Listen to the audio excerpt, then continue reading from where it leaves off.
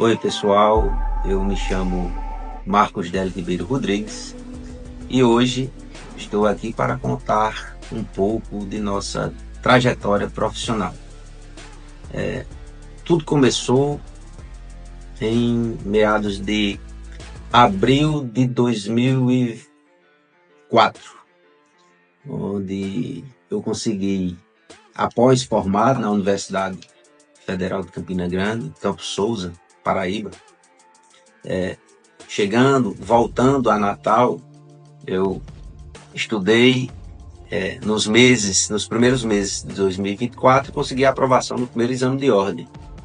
À época, eu lembro que o estudo era feito à noite, nas madrugadas, onde me deslocava para a residência de um amigo, Lúcio Gugel, também advogado hoje, e Antônio José, que é um colega que enveredou pelo concurso público, também estudava. Então nós fazíamos corujões de estudo e todos passaram no primeiro exame de ordem. Isso em o resultado saiu em meados de abril de 2004, eu tendo me formado de 2003 para 2004. Então, conseguindo a aprovação na OAB, veio a incógnita, a dúvida, que todos nós temos. E agora, o que fazer de Poço da Vermelhinha? O que fazer em um mercado tradicionalista, muito mais à época, e onde eu não tinha berço na área advocatícia, ou seja, não tinha apadrinhamento. Então,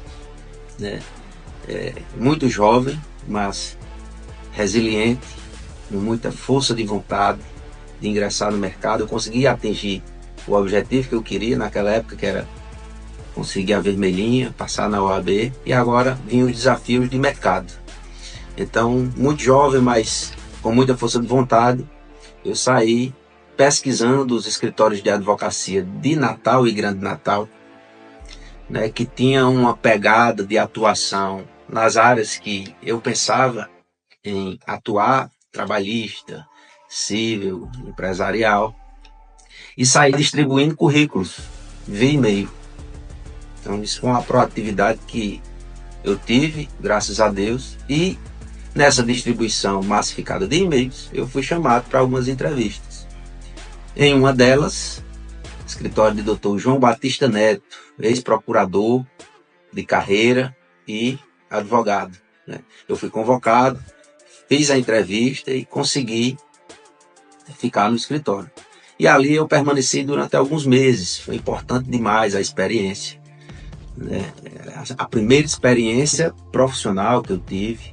Então eu sou muito grato. Depois eu também tive experiências de parceria com ex-colega de universidade de estudo para a OAB, Lúcio Gugel, um amigo querido, um amigo irmão.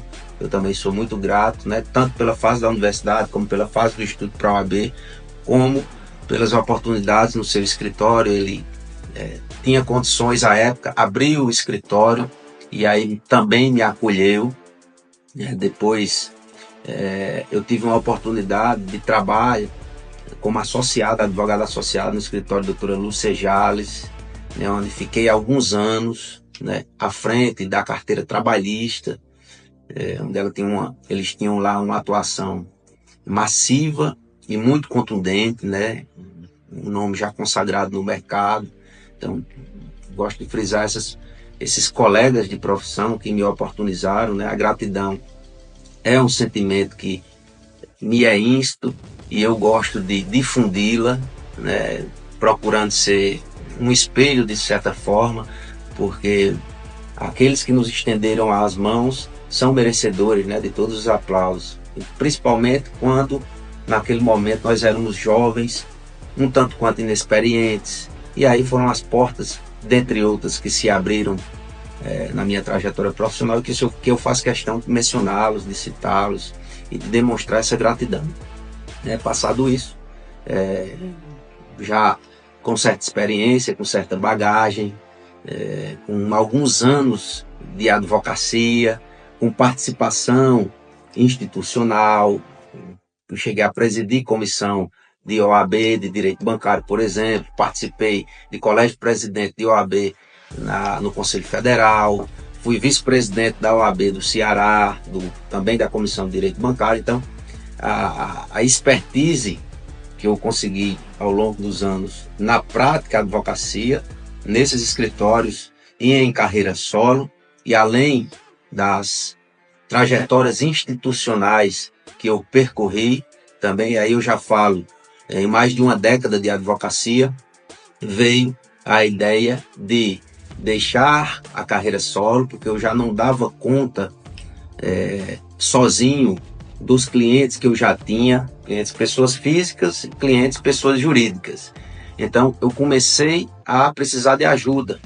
E aí quando a gente dá esse passo, a gente observa que necessita de uma estruturação relativa à governança da advocacia. Então eu resolvi dar espaço maior ainda. Foi quando formalmente surgiu a MDR Advocacia, né? Uma história interessante, porque o imóvel sede, que é hoje a MDR Advocacia, foi a casa onde eu morei com meus pais. E aí minha mãe gentilmente cedeu o imóvel para a gente estruturar a primeira sede do MDR Advocacia, isso de 2014 para 2015, né? Hoje a gente aglutinou aí com outro imóvel, cresceu, expandiu, mas no começo nós éramos 5, 6 pessoas no MDR Advocacia, né? Eu, minha esposa Bruna, professor Rodrigo, que hoje é sócio, e outros, né? 5, 6 pessoas, né? A gente foi crescendo, passamos a aproximadamente 16 pessoas, né? Entre idas e vindas de colegas, de estagiários, de advogados associados que passaram por aqui e nos ajudaram, obviamente, nessa estruturação de governança, como eu falei.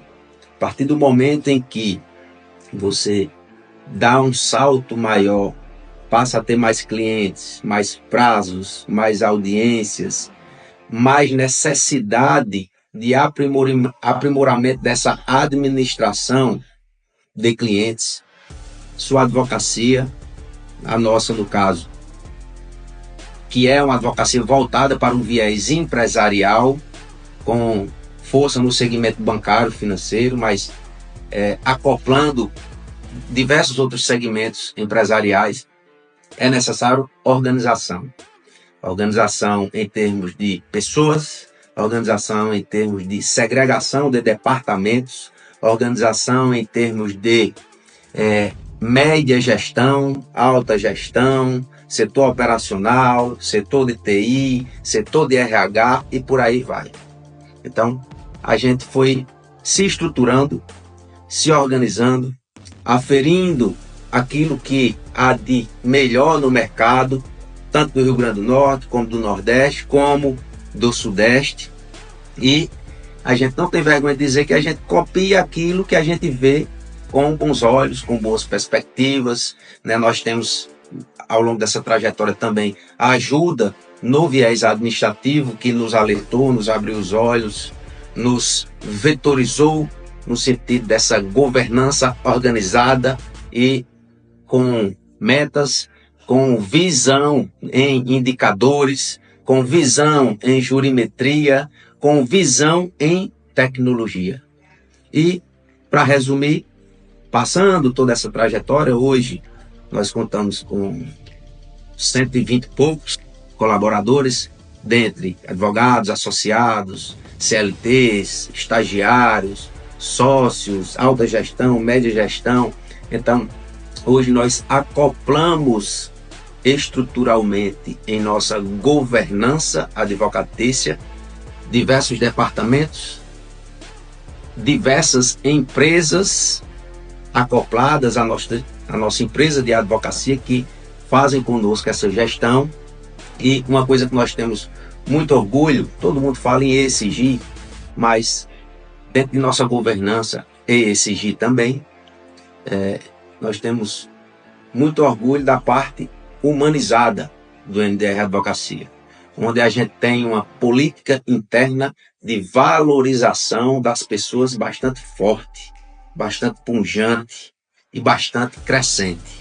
Então, ao contrário de outras empresas que valorizam tão somente a tecnologia, nós valorizamos a tecnologia, mas de forma humanizada, sem desprivilegiar o fator humano, sem causar desemprego. Ao contrário, a gente vem numa crescente, né, empregando e dando dignidade e cidadania a muitas pessoas, a muitas famílias que, obviamente, têm que ter a expertise tecnológica. E para isso a gente tem um programa de cursos, de treinamentos, de valorização humana, para que essas pessoas também tenham viés tecnológico e com isso a gente consiga aglutinar a parte tecnológica com a humana, fomentando ambas. E os resultados, a gente vem conseguindo bons resultados, né? A felicidade dos nossos clientes. A gente tem um ambiente de trabalho totalmente saudável, né? Os selos, os certificados aí que a gente conquistou ao longo do tempo traduzem isso. E como eu disse, o principal fator, se a gente pode mencionar como sendo o principal fator, pelo menos na minha ótica, é essa questão do fator humanizado. Nós temos estagiários que viraram sócios, nós temos várias pessoas que chegaram estagiárias aqui, continuam como advogadas, ocupam cargo de destaque, ocupam cargo de gestão. Nós temos uma política de valorização também das minorias que muito nos orgulha e que a gente tenta com isso plantar sementes no mercado para que outros escritórios também façam isso, né? Se nós conseguimos e estamos crescendo nesse sentido, outros colegas também podem e devem fazer. Então, são sementes plantadas que a gente continua regando cada vez mais e que a gente tem orgulho e procura ser espelho do mercado.